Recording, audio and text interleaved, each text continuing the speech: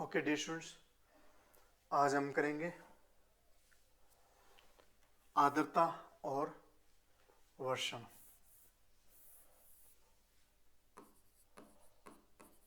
आर्द्रता और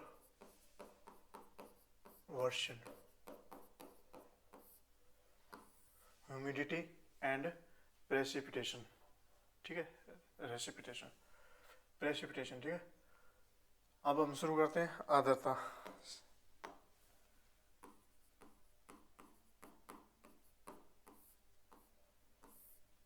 ठीक है, आर्द्रता का मतलब क्या है? जैसे मान लो कोई पानी गर्म हुआ, ये पानी गर्म हुआ, इससे क्या हुआ? ये बूंदे निकली वाष्प के रूप में पानी की। ठीक है, और ये बूंदे जाके क्या कहा, हवा में घुल जाएंगी ऊपर जाके। ठीक है, ऊपर आ गई बूंदे या जो ये जलवाष्प ऊपर आ गई। इस हवा के अंदर जलवाष्प की मात्रा कितनी है, इसे क्या बोलते हैं? आर्द्रता बोलते हैं। ठीक है, किसी हवा के अंदर जलवाष्प की मात्रा होने को क्या बोलते हैं? आर्द्रता बोलते हैं। ठीक है, ये कितनी है, क्या है, वो अपने आगे देखते हैं। ठीक है, किसी हवा के अंदर जलवाष्प की मात्रा को नहीं क्या कहते हैं? आर्द्रता या ह्यूमिडिटी कहते हैं। ठीक है, ये कितने प्रकार की होती है? 4 प्रकार की होती है। पहला है आर्द्रता सामर्थ्य।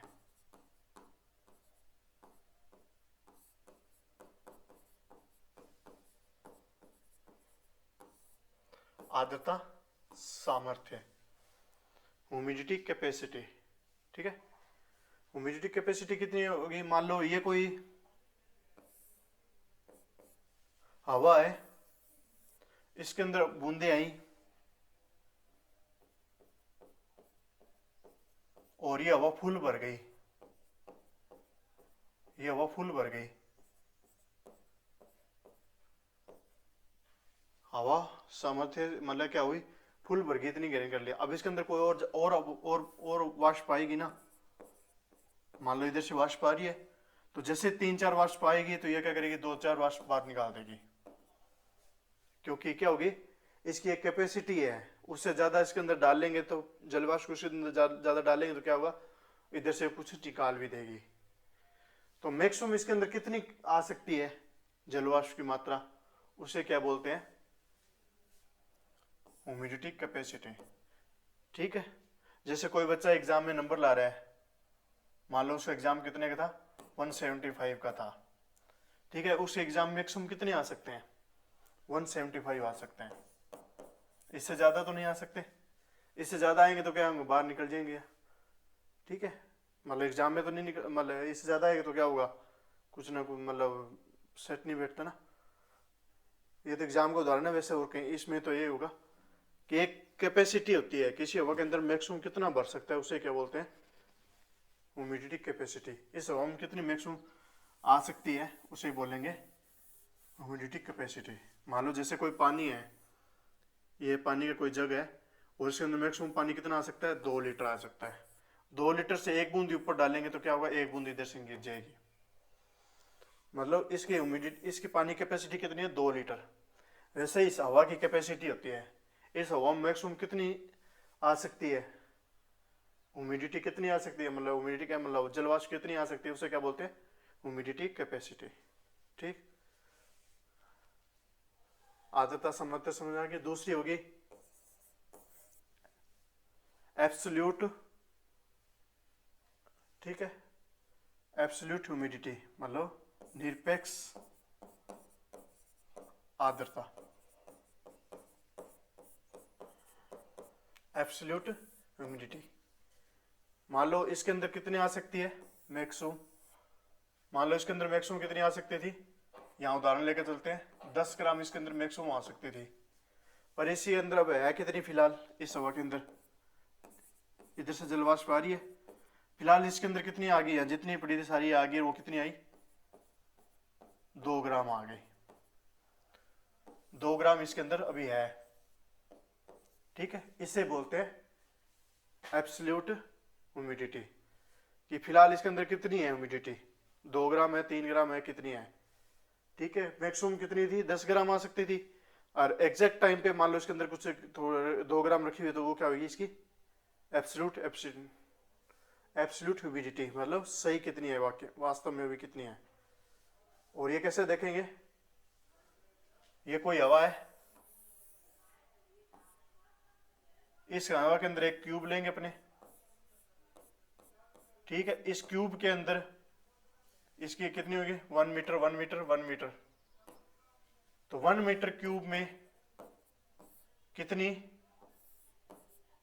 जलवाष्प की मात्रा है, उसे क्या बोलते हैं, 1 मीटर क्यूब में कितनी जलवाष्प की मात्रा है उसे क्या बोलेंगे, एब्सोल्यूट ह्यूमिडिटी।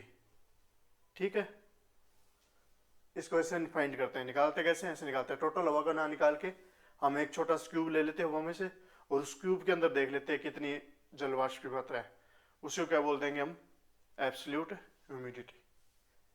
ठीक है, इसके बाद फिर थर्ड आती है रिलेटिव ह्यूमिडिटी, सापेक्षिक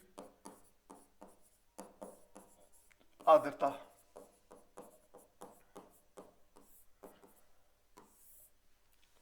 सापेक्षिक आर्द्रता ये इंपॉर्टेंट है। ठीक, मान लो कोई हवा है, ये मैक्सिमम कितनी ले सकती थी टोटल पूरी में, ये 10 ग्राम ले सकती थी, ये मैक्सिमम कितनी 10 ग्राम ऑब्जर्व कर सकती है। ठीक है, जलवाष्प की कितनी मैक्सिमम ले सकती है 10 ग्राम,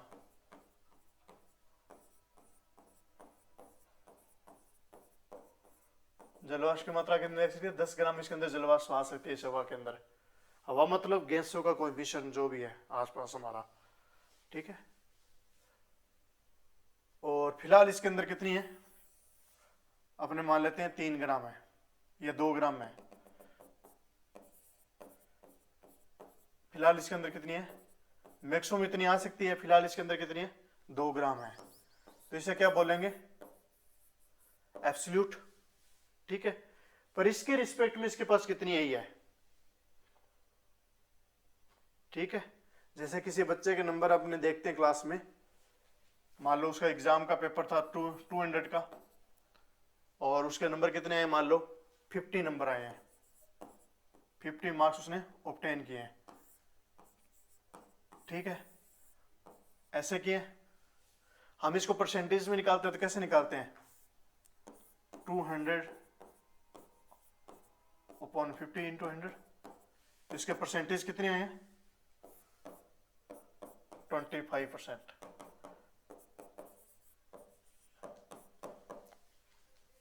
25% का मतलब क्या है कि 200 में से उसके कितने मार्क्स आ रहे हैं, वैसे इसकी होगी, इसका भी कोई नंबर होगा, मैक्सिमम इतनी आ सकती है, 2 ग्राम इसके अंदर है, तो उसके रिस्पेक्ट में इसके पास कितनी है, मतलब इसके रिस्पेक्ट में इसके पास कितनी आई है, उसे क्या बोल देंगे, मतलब इसके रिस्पेक्ट में इतने कितना परसेंट लिया है, या इसने कितना परसेंट अभी रखा हुआ है इसके पास में, तो उसे क्या बोल देंगे रिलेटिव ह्यूमिडिटी।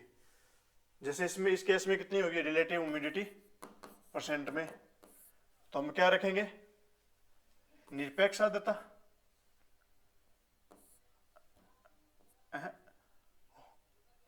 ये क्या चीज है आर्द्रता कैपेसिटी, मैक्सिमम इतनी आ सकती है, आर्द्रता सामर्थ्य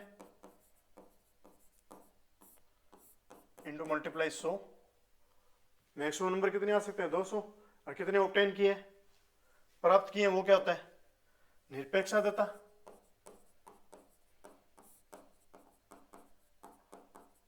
तो 200 रिस्पेक्ट में जितने नंबर उसके आए हैं उसको क्या बोलते हैं परसेंटेज, वैसे इसको क्या बोलते हैं रिलेटिव ह्यूमिडिटी।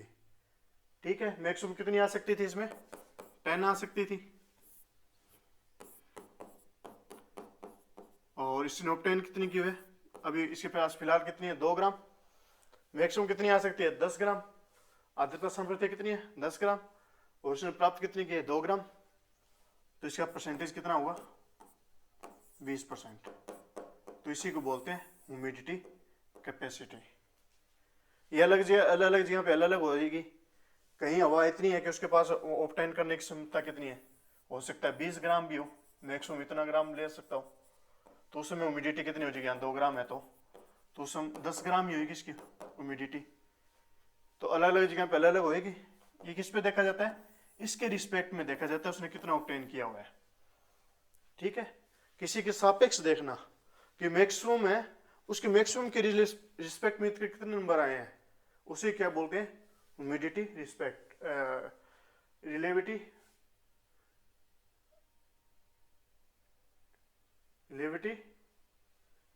ह्यूमिडिटी। ठीक है, समझ आ गई।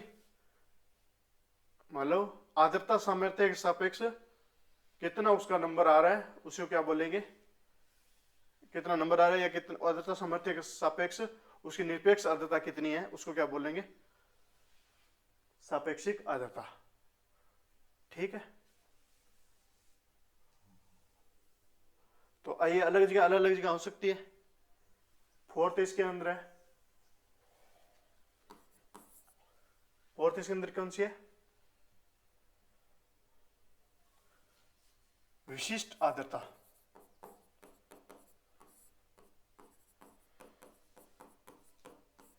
विशिष्ट आर्द्रता कहती है कि हवा का 100 ग्राम वजन ले लो, बस सीधा ही 100 ग्राम वजन ले लो और उसके अंदर कितनी जलवाष्प है ये पता लगा लो, बस और कुछ नहीं करना। 100 ग्राम हवा में कितनी हवा है इसके अंदर, 2 ग्राम, तो इसकी विशिष्ट आर्द्रता कितनी है, 2 ग्राम। कितनी हवा में, 100 ग्राम हवा के अंदर। ठीक, ओके, थैंक यू। ओके, एक मिनट,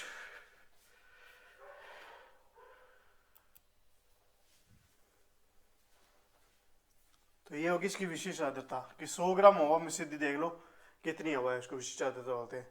कहीं और हवा है 100 ग्राम, 100 ग्राम हवा है टोटल, उस हवा के अंदर कितनी है, 1 ग्राम हवा रखी हुई है, तो इसकी विशिष्ट आर्द्रता कितनी होगी, 1 ग्राम। ठीक है, 100 ग्राम हवा में सीधा फाइंड कर लेना, वो क्या होगी इसकी विशिष्ट आर्द्रता। ठीक है, ये होगी आर्द्रता संबंधी बातें।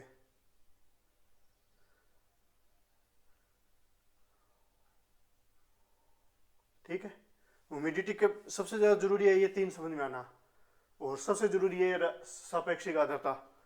ये परसेंटेज में देखी जाती है, कैसे देखी जाती है, कैपेसिटी कितनी है और कितनी उसके ऑब्टेन की है, कितनी उसके अंदर पड़ी है, रखी हुई है, उसको क्या बोलते हैं, ह्यूमिडिटी।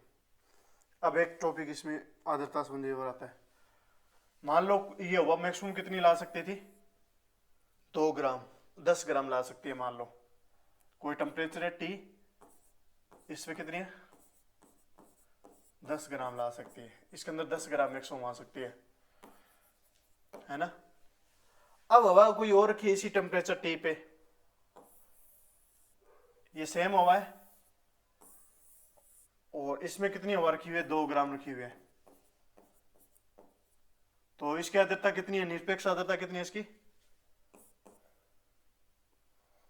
इसकी निरपेक्ष आर्द्रता है 2 ग्राम। ठीक है, इसी टेम्परेचर पे मैक्सिमम इतने 10 ग्राम ले सकती है। ठीक है, अब इसमें और आने की क्षमता है, तो इस हवा को उस टाइम क्या बोलेंगे, अनसैचुरेटेड, ठीक, एयर, असंतृप्त, असंतृप्त हवा। ठीक है, अनसैचुरेटेड, ठीक है, एयर। और इस समय ये क्या होगी, 10 ग्राम आ गई इस टेम्परेचर, मान लो इसमें और डाल देंगे तो मैक्सिमम कितनी आ जाएगी, 10 ग्राम। तो ये हवा इस समय क्या होगी, संतृप्त। एक ही टेम्परेचर पे देख रहे हैं, सेम टेम्परेचर है, ये वाला संतृप्त हवा। इससे ज्यादा हवा डालेंगे तो क्या होगी, हवा बाहर निकलने लग जाएगी, हवा बाहर निकलेगी तो उस समय हवा क्या होगी, अति संतृप्त हो जाएगी, ज्यादा होगी। ठीक है, ये असंतृप्त फिर संतृप्त। अब एक मेथड और है कि इसमें हवा और डाल देंगे तो ये संतृप्त हवा बन जाएगी।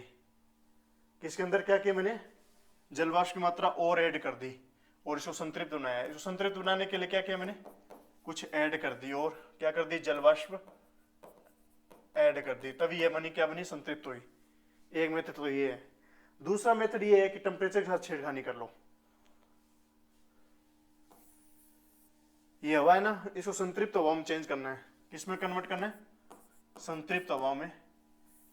इसको, ये असंतृप्त हवा है फिलहाल,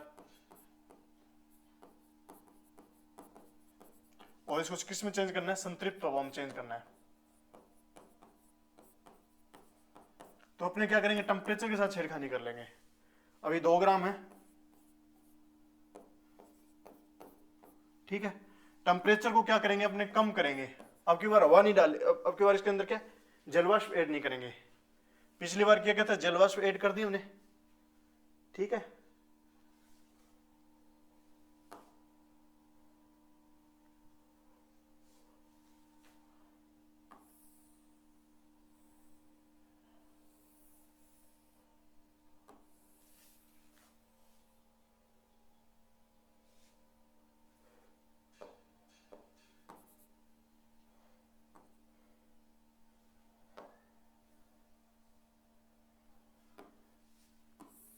पिछली बार क्या हम ऐड द जलवाष्प, इसके अंदर जलवाष्प और डाल रहे हैं, तब जाके हुई संतृप्त हो गई हवा, ठीक है।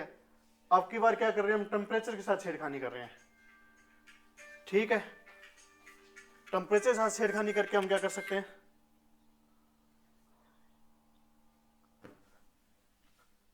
अब की बार हम क्या करेंगे, टेम्परेचर के साथ छेड़खानी करेंगे। टेम्परेचर को कम करेंगे, हवा और ऐड नहीं करेंगे। पिछली बार ऐड हवा की थी, अब की बार हवा ऐड नहीं करेंगे, टेम्परेचर कम करेंगे इस हवा का।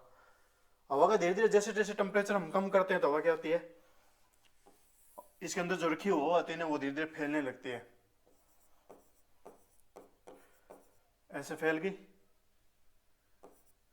ठीक है। और टेम्परेचर कम करेंगे और क्या कर देंगे, हवा फुल भर देंगे इसके अंदर। और टेम्परेचर कम करने के बाद में क्या हुई, हवा फुल हो गई इसके अंदर, यही हवा उसके अंदर क्या हो गई, फैल जाएगी पूरे में।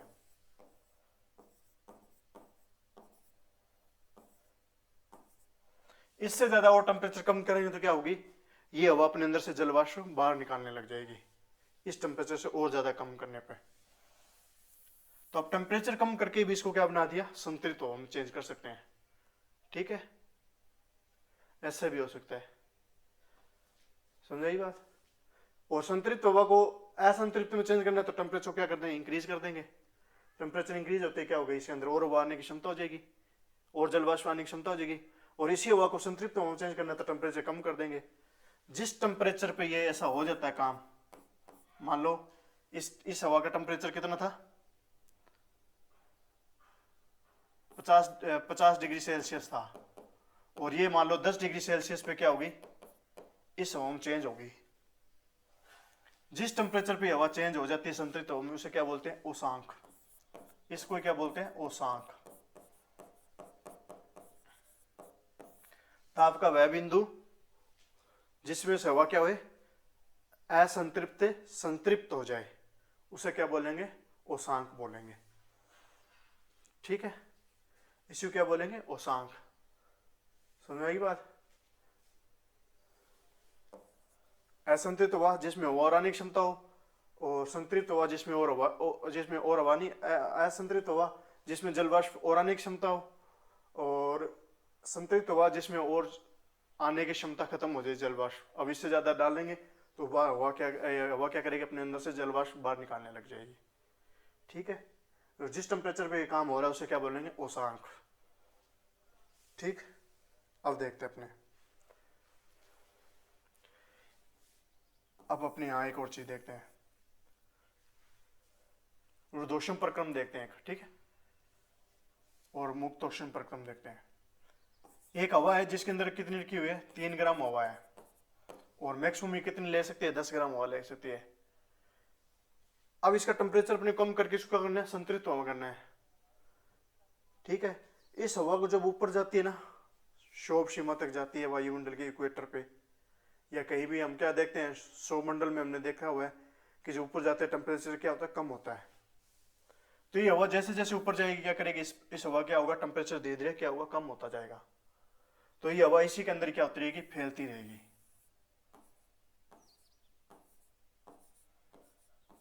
फैलती रहेगी। और ऊपर गई हवा, और ऊपर जाके क्या हुआ, इसने और ज्यादा फैल गई इसी के अंदर। इस समय क्या क्या चेंज होगी, संतृप्त हवा में चलेगी, ऊपर जा रही है। जब ऊपर जा रही है, इसी के अंदर हवा फैल के ठंडी हो रही है, तो उसको क्या बोलते हैं, रुद्धोष्म प्रक्रम बोलते हैं। किसी और से इसका कोई रिलेशन नहीं है, इसके आसपास की हवा से इसे कोई मतलब नहीं है। इसके आसपास हवा कैसी है, इससे कोई मतलब नहीं, इसे अपने से मतलब है। अपने अंदर ही ऊपर फैल के क्या हुई है, ठंडी हो रही है। ठीक है, हवा में संतुलित में चेंज होगी और ऊपर जाएगी तो क्या होगी, अपने अंदर से कुछ पानी की बूंदे क्या कर देगी, जलवाष्प क्या कर देगी, निकाल देगी। ठीक है,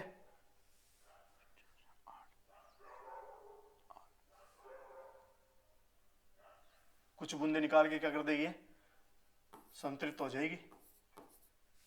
ठीक है, ऐसे करके कुछ बूंदे इसने निकाल दिए अपने अंदर से। ठीक है, और ये बूंदे क्या कर लेगी, आगे जाके बादल बना लेंगे।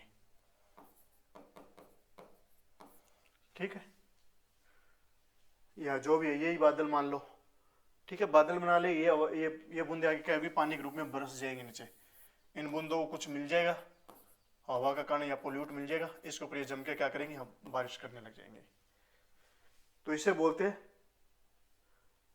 रुद्रोष्म प्रक्रम। ठीक है, इसे कौन सा प्रक्रम बोलेंगे, रुद्रोष्म प्रक्रम। अब एक और आता है इसमें मुक्तोष्म प्रक्रम, एडियाबेटिक। ठीक है, और डायबिटिक। मुक्तोष्म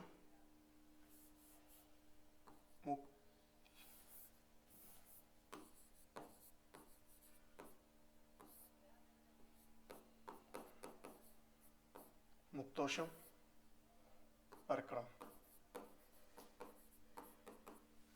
इसके अंदर क्या आती है, हवा ऊपर ना उठ गई है, क्या करती है, अपने पास वाली हवा से क्या करती है, उष्मा दे देती है। ये मान लो ठंडी हवा है, इसका टेम्परेचर कम है और इसका टेम्परेचर ज्यादा है, तो ये टेम्परेचर यहां से ले लेगी, इधर से उष्मा ले लेगी, इधर से क्या करेगी, टेम्परेचर कम कर देगी, या इधर क्या कर देगी, अपनी उष्मा स्थानांतरित कर देगी, धीरे धीरे अपना टेम्परेचर कम कर लेगी। आसपास वाली हवा को, इसका भी टेम्परेचर मान लो कम है, तो हीट अपने इसको दे देगी और धीरे धीरे क्या करेगी, संतुलित हवा चेंज हो जाएगी। अपनी हवा के आसपास पास वाली हवा में क्या करे, एक क्षैतिज रूप में क्या हो, ठंडी हो, और अपने आसपास वाली हवाओं के साथ इसका कुछ ना कुछ रिलेशन हो, तो इससे बोलेंगे मुक्तोष्म प्रक्रम। ठीक है, रुद्रोष्म प्रक्रम क्या अपने अंदर ही सब कुछ करेगी, और मुक्तोष्म प्रक्रम अपने आसपास वाली हवाओं के साथ डिस्टर्बेंस होएगी इसको। ठीक है, अब हवाएं अलग अलग जगह, कहीं मुक्तोष्म प्रक्रम के द्वारा ठंडी होती है तो कहीं रुद्रोष्म प्रक्रम के द्वारा भी ठंडी होती है। ये अलग अलग जगहों पे अलग अलग सिस्टम से होती है। ठीक है, अब आगे देखते हैं अपने।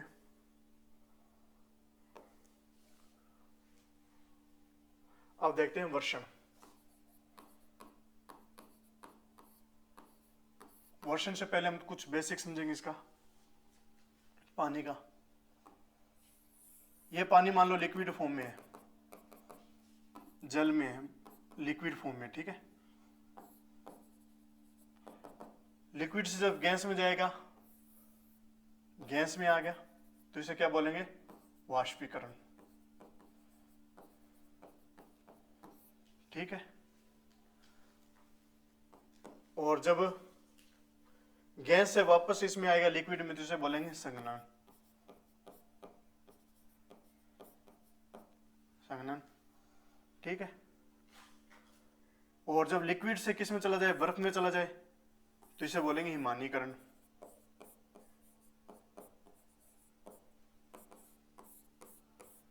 किस में चला गया, आइस में या सॉलिड में चला गया। ठीक है, और सॉलिड से वापस लिक्विड में आए तो इसे क्या बोलेंगे, मेल्टिंग या गलन। ठीक है, कई बार क्या होता है, आइस से पानी सीधा ही गैस के फॉर्म में आ जाता है, इसे बोलते हैं उदरपातन, सब्लिमेशन, उदरपातन। कई बार क्या होता है, गैस से सीधा ही किस में चला जाता है, बर्फ में चला जाता है, इसे बोलते हैं निक्षेपण, डिपोजिशन।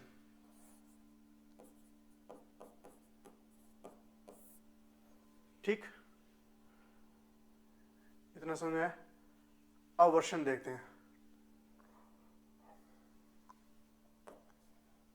वर्षण वही है कि जब हवा क्या हो, असंतृप्त हवा है,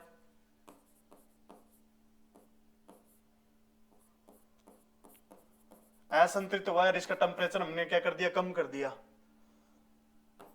इसका टेम्परेचर कम करने के बाद में क्या हुई है, संतृप्त हो गई, और उससे भी कम टेम्परेचर करने के बाद में क्या होती है, संतृप्त हवा के बाद में क्या करती है, हवा पानी बाहर निकालने लग जाती है, और वो जो पानी बाहर निकलता है वो क्या है, नीचे बरसने लगता है। किसी हवा पे आने के, उसको क्या बोलते हैं, वर्षण। ठीक है, और ये पानी कितने टाइप से बाहर निकल सकता है, ये असंतृप्त हवा है और संतृप्त हुई, और जिस तापमान पे संतृप्त होती है उसे क्या बोलते हैं, औसांक। इसे क्या बोलते हैं, औसांक, जिस तापमान पे संतृप्त होती है। ठीक है, अब यहां देखते हैं अपने, जब औसांक का वैल्यू कितनी है, 0 डिग्री से ऊपर है, 0 डिग्री सेल्सियस से ऊपर है, तो संतृप्त हवा में से पानी, उसे और ज्यादा ठंडा करेंगे तो संतृप्त हवा में से जो पानी बाहर निकलेगा वो किसके रूप में निकलेगा, ये हवा है, असंतृप्त हवा है। ऊपर जाएगी या रुद्धोष्म प्रक्रम या मुक्तोष्म प्रक्रम के द्वारा ये ठंडी हो रही है। ठीक है, और ये हवा ठंडी होने के बाद में क्या हुई, संतृप्त हवा में चेंज होगी, मतलब औसांक पे, और औसांक की वैल्यू कितनी है, 0 डिग्री से ऊपर है, तो इसमें से जो पानी बाहर निकलेगा वो किस में निकलेगा, बूंदों के रूप में बाहर निकलेगा। ये जलवाष्प इसके अंदर से बाहर निकल गई औसांक के बाद में, मैं मान के चल रहा हूँ टेम्परेचर मैंने क्या कर दिया, औसांक से थोड़ा सा ज्यादा कम कर दिया। ठीक है, मान लो औसांक का बिंदु कितना था, 0 डिग्री से ऊपर मान लो 5 डिग्री सेल्सियस ही था। ठीक है, तो अब इससे हवा बाहर निकलेगी पानी, इससे कुछ हवा क्या निकल जाएगी, बाहर निकल जाएगी।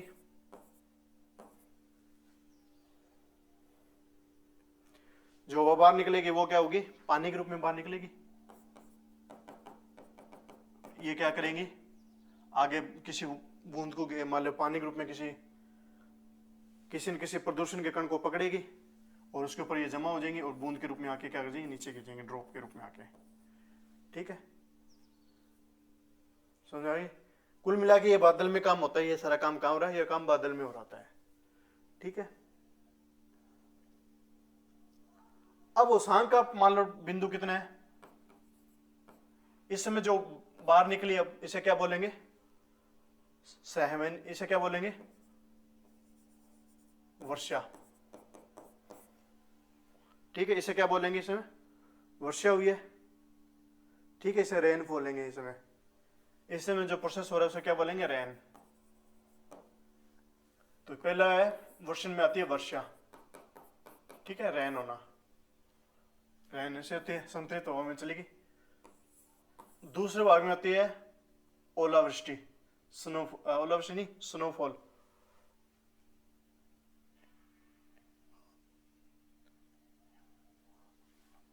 इसको बोलते हैं हिमपात। ठीक है, हिमपात बोलते हैं, स्नोफॉल।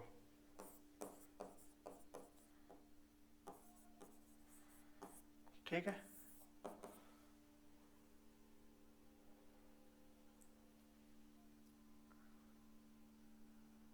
हिमपात के अंदर क्या होगा, हिमपात के अंदर होगा जब औसांक का वैल्यू क्या है बादल के अंदर। ठीक है, औसांक का वैल्यू है -2 डिग्री सेल्सियस और ये असंतृप्त हुआ है, और धीरे धीरे टेम्परेचर कम होगा, जैसे औसांक आएगा तो उसके बाद में क्या हो जाएगा, हवा क्या हो गई, असंतृप्त होने लगी। और औसांक का बिंदु कितना है, -2 डिग्री सेल्सियस। -2 डिग्री सेल्सियस में जो पानी की बूंदे बाहर निकलेंगी,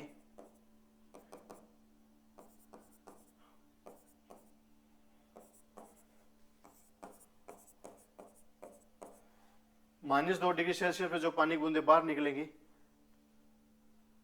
वो किसके रूप में निकलेंगी, सीधा बूंदे बाहर निकल, मान लो पानी के और जलवाष्प से बाहर निकली, और टेम्परेचर कितना है, -2 डिग्री सेल्सियस है बाहर, तो ये क्या चले जाएंगे, अब सीधा किस में चले जाएंगे, बर्फ में चेंज होंगे, क्योंकि 0 डिग्री सेल्सियस से पानी नीचे आते क्या बर्फ में चेंज होता है।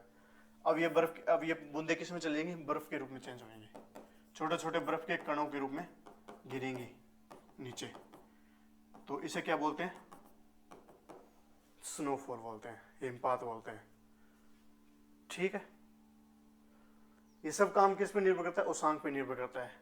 यदि औसांक का वैल्यू कितना है, 0 डिग्री सेल्सियस से ऊपर है, तो 0 डिग्री सेल्सियस से पानी ऊपर क्या रहता है, लिक्विड फॉर्म में रहता है, और 0 डिग्री सेल्सियस जैसे ही नीचे आता है तो वो क्या हो जाता है, पानी बर्फ के रूप में चला जाता है।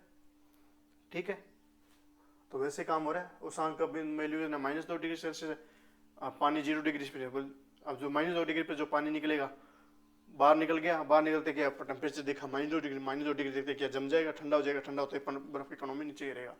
इसे बोलते हैं स्नोफॉल। ठीक है, अब होता है ओलापात, फैल बोलते हैं जिसे, ओलापात। ठीक है, ओलापात में क्या होता है, सेम प्रोसेस हो रहा होता है। ये छोटे छोटे कण जो बाहर आते रहते हैं ना, सेम प्रोसेस होता है। ये कण क्या करते हैं, धूल के कणों पे जमने लगते हैं धीरे धीरे। कोई धूल का कण है, पोल्यूशन करना है, और जम के क्या कर लिया, धीरे धीरे ये सारे इस पे जमने लगे, जम गए, और धीरे धीरे क्या करे, एक बर्फ की गोली सी बना ले। अब ये गोलियां नीचे गिरेंगी, तो इसे क्या बोलते हैं, ये गोली कोई सी विकार की हो सकती है, बड़े बड़े भी हो सकते हैं, छोटे छोटे भी हो सकते हैं, कितने बड़े हो सकते हैं ये गोलियां। तो इसे क्या बोलते हैं, ओलावृष्टि। वर्षा किसे बोलते हैं, जब उसांक का बिंदु 0 डिग्री सेल्सियस ऊपर होगा, तब जब कोई पानी बाहर निकलेगा तो वो तब क्या होगी, वर्षा होगी बादलों में से। और जब उसांक का बिंदु 0 डिग्री से कम है, तब क्या होगी, बर्फ के कणों के रूप में बाहर निकलेंगी। और जब कोई बर्फ के कण क्या करते हैं, कोई सी पोल्यूशन कण पे जम के छोटे छोटे गोलियां बना के बाहर नीचे गिरते हैं, तब क्या होता है, ओलावृष्टि। सेम प्रोसेस होता है इसमें भी। ठीक है, चौथा आता है संहिमवृष्टि। ये सारे वर्षण चल रहे हैं बादल के अंदर, ये सारा काम हो रहा है बादल के अंदर हो रही है। संतृप्त हवा असंतृप्त हवा से संतृप्त में बदल रही है, संतृप्त के बाद में पानी अपने बाहर निकाल रही है। सारा काम कहाँ हो रहा है, बादल के अंदर। पानी मतलब जलवाष्प। ठीक है, संहिमवृष्टि। संहिमवृष्टि में क्या होता है, दोनों मिक्सअप हो जाते हैं कि उसांक का बिंदु कहीं, इसमें क्या टेम्परेचर बहुत बड़े लेवल पे होता है, ये कहीं टेम्परेचर कम है, कहीं टेम्परेचर ज्यादा है। जहां टेम्परेचर कम होगा वहां से क्या होंगे, छोटे छोटे बर्फ के कण बाहर निकलेंगे, और ये क्या करेंगे, एक छोटा सा गोला बना लेंगे पोल्यूशन पे जम के। और इसी में कहीं टेम्परेचर जहाँ कम है, जहाँ टेम्परेचर ज्यादा है, वहां छोटी छोटी बूंदे निकलेंगी बाहर पानी की, और ये भी क्या करेंगे, एक पोल्यूशन कण पे बना के एक ड्रॉप बना लेगी। ठीक है, ये दोनों मिला के हो जाता है काम। दोनों मिला के क्या होंगे, साथ में वर्षा होगी, साथ में क्या होंगे, छोटी छोटी गोलियां भी गिरेंगी। तो इसे बोलते हैं संहिमवृष्टि। साथ में वर्षा होना और साथ में क्या होना, ओला गिरना, इसको बोलेंगे संहिमवृष्टि। दोनों को मिला के, ये बहुत बड़े लेवल पे ऐसे मिलके आती है। ठीक है, इसमें टेम्परेचर के अस्थिर होता है, कहीं ज्यादा कहीं कम होता है इसमें। तो कुल मिला के ये इतने टाइप की होगी वर्षा, ओलापात, फैल और वर्षा। वर्षा भी कई प्रकार की होती है। चक्रवात में जो वर्षा होगी चक्रवाती वर्षा, और पर्वतों से टकरा के जो वर्षा होगी पर्वतीय वर्षा, और सीधे पर्वतों से न टकरा के टेम्परेचर शोभ सीमा से टकरा के जो वर्षा होगी उसे क्या बोलेंगे, सहवनीय वर्षा। पर्वतीय वर्षा, आर्द्र वायु गई, पर्वतों से टकराई, और यहाँ से टेम्परेचर कम हुआ इसका, और टकराने के बाद में क्या किया इसने, संतृप्त वर्षा चेंज हुई और वर्षा कर दी इसने, बादल ने। ठीक है, चक्रवात में अपने देख ही चुके, चक्रवात के चारों बादल बनते हैं तो उसमें वर्षा होती है। सहवनीय वर्षा क्या है, 0 डिग्री इक्वेटर पर उन्हें देखा हुआ है, वहां पे बादल ऊपर जाते हैं, ऊपर जाते जाते टेम्परेचर क्या होता है, कम होता है, ऊपर शोभ सीमा से टकराते हैं, और बादल क्या होते हैं, बड़े कपासी बादल बनते हैं, अपने बादल देखेंगे अपने आगे, और यहाँ क्या होती है, बड़ी भयंकर बारिश होती है बाद में। ठीक है, ये सारा काम जो संतृप्त हवा से असंतृप्त हवा से संतृप्त हवा यहाँ चेंज होती है, और उसके बाद क्या करती है, वर्षा करती है। तो इससे सहवनीय वर्षा, सिंपल वर्षा होना सहवनीय वर्षा होगी, और पर्वत से टकरा के जो वर्षा होगी पर्वतीय वर्षा हो जाएगी। चक्रवाती साइक्लोन में जो वर्षा होगी उसे क्या कहेंगे, चक्रवाती वर्षा। अब नेक्स्ट टॉपिक आएगा बादल, वो अपने नेक्स्ट क्लास में देखेंगे। Okay, thank you, best of luck.